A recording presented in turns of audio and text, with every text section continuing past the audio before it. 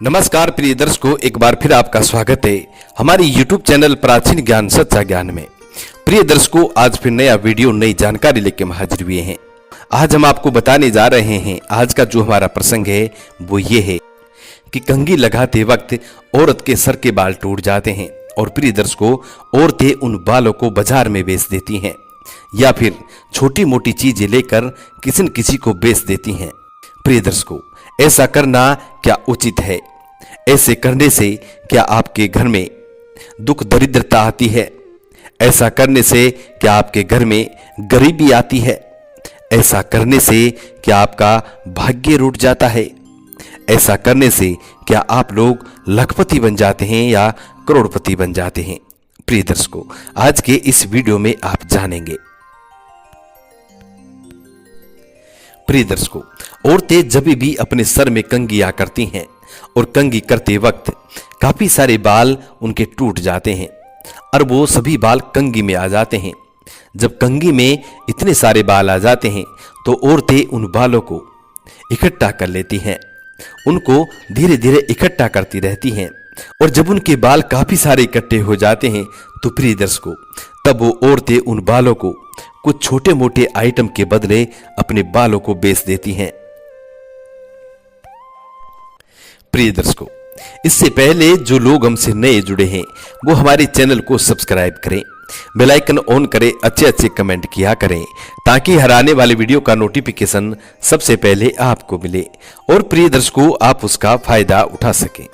प्रिय दर्शकों, हमारी दी गई जानकारी पुराने शास्त्र और पुराने ऋषि मुनियों से प्रमाणित होती है, इसलिए हमारी बताई गई जानकारी बिल्कुल सही और सटीक होती है। प्रिय दर्शकों, यदि हमारी बताई गई जानकारी से किसी एक भी बंदे का भला होता है तो प्रिय दर्शकों, हमारा जीवन भी सार्थक होता है, हम भी अपने आप को कृतार्थ समझते हैं। इसलिए वीडियो को आप पूरा देखें, वीडियो के अंत तक बने रहें। प्रिय दर्शकों, हमारे हिंदू धर्म के शास्त्रों की माने तो अपने सर के बालों को बेचना एक बहुत बड़ा गुनाह होता है। जो महिलाएं अपने सर के बालों को बेचती हैं तो प्रिय दर्शकों, वो बहुत बड़ी पापनी होती हैं, वो बहुत बड़ा गुनाह कर रही हैं। प्रिय दर्शकों, हमारे हिंदू धर्म में एक रिवाज है। प्रिय दर्शकों, जब भी किसी के परिवार में उनके बड़े बुजुर्ग की मृत्यु होती है तो प्रिय दर्शकों, उनके बेटे, उनके पुत्र अपने माता पिता को अपने सर के बाल देते हैं, वो अपना मुंडन करवा लेते हैं और अपने माता पिता को अपने सर के बाल अर्पित करते हैं। प्रिय दर्शकों, ऐसा आपने हमारे हिंदू धर्म के हर घर में देखा होगा कि जिन लोगों के माता पिता खत्म हो जाते हैं या फिर उन लोगों के बड़े बुजुर्ग खत्म हो जाते हैं तो प्रिय दर्शकों, वो लोग अपना सर का मुंडन करवाते हैं और अपने माता पिता को और अपने बड़े बुजुर्गों को अपने सर के बाल अर्पित किया करते हैं। प्रिय दर्शकों, इसी तरीके से प्राचीन काल में महिलाओं के लिए भी एक रिवाज था।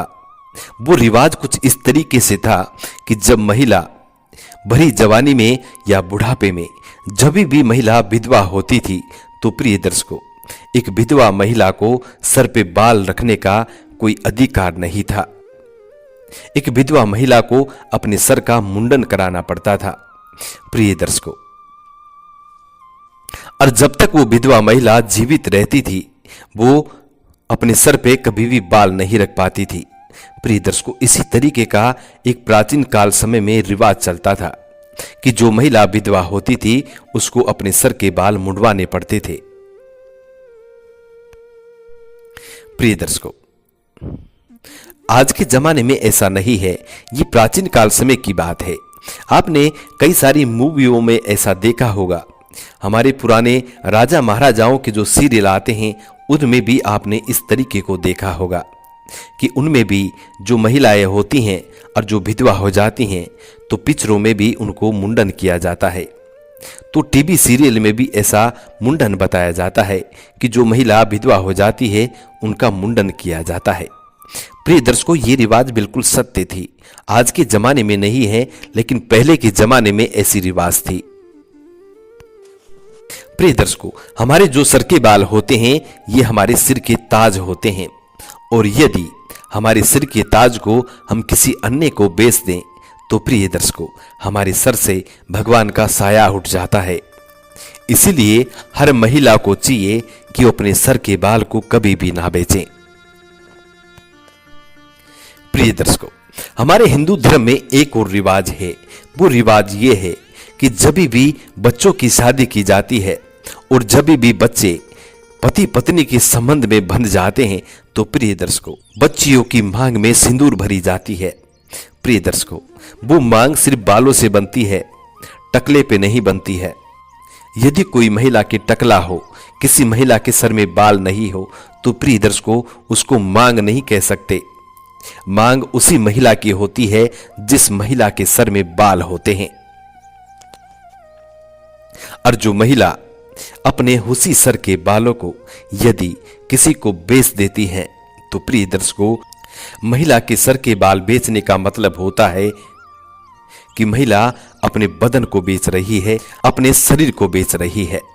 प्रिय दर्शकों, हमारे शास्त्रों में ऐसा ही लिखा गया है कि जो महिला अपने सर के बाल को बेच देती है तो प्रिय दर्शकों, वो अपने शरीर को भी बेच सकती है। अपने जिस्म का भी सौदा वो महिला बड़े आराम से कर सकती है जो महिला अपने सर के बाल को बेच देती है। प्रिय दर्शकों, महिला के जो सर के बाल होते हैं ये कामना को भी बढ़ाने का कार्य करते हैं। प्रिय दर्शकों, यदि पुरुष थोड़ी देर तक महिलाओं के बाल को सहलाते हैं तो प्रिय दर्शकों, उनमें कामना का भाव जाग जाता है। काम सूत्र को जगाने के लिए महिलाओं के बाल काफी आकर्षित होते हैं और ये तीव्र गति से काम करते हैं। प्रिय दर्शकों, हमारे हिंदू धर्म के शास्त्रों में तो यहां तक लिखा हुआ है कि महिला को अपने किसी भी अंग के किसी भी चीज को नहीं बेचना चाहिए, चाहे वो नाखून हो, पांव से लगाकर सर की चोटी तक अपने शरीर का हर एक एक अंग को संभाल के रखना चाहिए। और हिंदू धर्म के शास्त्रों में ऐसा लिखा गया है कि महिला को अपने बाल हमेशा बांध के रखना चाहिए, कभी भी खुले बाल नहीं रखना चाहिए। प्रिय दर्शकों, लेकिन आज के मॉडर्न जमाने में हर महिला खुले बाल रखना पसंद करती है। प्रिय दर्शकों, हमारे शास्त्रों के मुताबिक लोगों ने चलना छोड़ दिया है, इसीलिए लोगों की धीरे धीरे दुर्दशा होती जा रही है। लेकिन यदि हमारे शास्त्रों की माने तो हमारे शास्त्रों में स्पष्ट कहा गया है कि एक महिला को हमेशा अपने बाल बंधे हुए रखने चाहिए। और जब महिला अपने बालों को बंधा हुआ रखती है तो प्रिय दर्शकों, उसकी खूबसूरती में चार चांद लग जाते हैं और उनके पति की आयु लंबी हो जाती है। उन महिलाओं के पति दीर्घायु हो जाते हैं। और जो महिला अपने बालों को खुला रखती हैं उन महिलाओं के पति अल्पायु हो जाते हैं। जो महिला अपने खुले बाल रखती हैं प्रिय दर्शकों, उनका विधवा होने का कोई पता नहीं होता, वो भरी जवानी में भी विधवा हो जाती हैं। ऐसा आप अपनी आंखों से भी देख सकते हैं। प्रिय दर्शकों, और जो महिला अपने सर के बाल को बेचती है तो प्रिय दर्शकों, उस घर में दुख दरिद्रता आती है। उस घर में सदैव लक्ष्मी निवास करती है। मां लक्ष्मी का आगमन उस घर से हट जाता है। क्यों हट जाता है, इसका भी एक कारण है। प्रिय दर्शकों, महिला को मां लक्ष्मी का प्रतीक माना जाता है, स्त्री को मां लक्ष्मी का प्रतीक माना जाता है।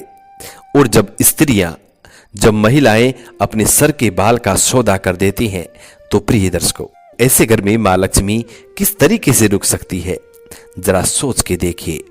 यदि आप शास्त्र पढ़ते हैं तो प्रिय दर्शकों, आप श्री विष्णु पुराण को पढ़ के देखिए, इस बात का स्पष्ट लिखा हुआ है। इस बात को स्पष्ट लिखा हुआ है कि जो महिला अपने सर के बाल का सौदा कर देती है उस घर में मां लक्ष्मी का निवास कभी नहीं होता है। एक थोड़ी सी चीज के लिए, थोड़े से लोभ के लिए महिला अपने बालों को बेच देती है और अपने पति के बुलंद भाग्य को सुला देती है, उनको गरीबी में धकेल देती है, उनको दुख पीड़ा में धकेल देती है। इसलिए हर महिला को चाहिए कि अपने सर के बाल को हमेशा संभाल के रखें, बेचे नहीं। यदि काफी सारे आपके बाल इकट्ठे हो जाते हैं तो उन बालों को कहीं जमीन में दफना दें। इधर उधर खुले भी ना छोड़ें। जो महिला अपने बालों को घर में बिखरे हुए छोड़ देती हैं, उस घर में भी दुख दरिद्रता आती है। उस घर से भी माँ लक्ष्मी का निवास हमेशा हमेशा के लिए खत्म हो जाता है।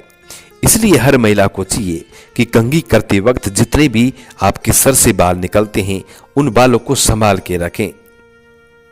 और जब बाल कुछ ज्यादा इकट्ठे हो जाते हैं तो उन बालों को जमीन में दफना दे, लेकिन किसी को बेचना नहीं चाहिए। प्रिय दर्शकों, हम उम्मीद करते हैं कि आज की ये छोटी सी जानकारी आप लोगों को जरूर पसंद आई होगी और इस जानकारी से आप जरूर फायदा उठाएंगे। सभी मेरी माता बहन इस जानकारी पे जरूर गौर करेंगी। वो अपने सर के बालों को कभी नहीं बेचेंगी और अपने घर में इधर उधर बिखरे हुए भी नहीं छोड़ेंगी, उनको बड़ी संभाल के रखेंगी। मिलते हैं आने वाले नेक्स्ट वीडियो में, तब तक अपना ख्याल रखें। जी नमस्कार, धन्यवाद।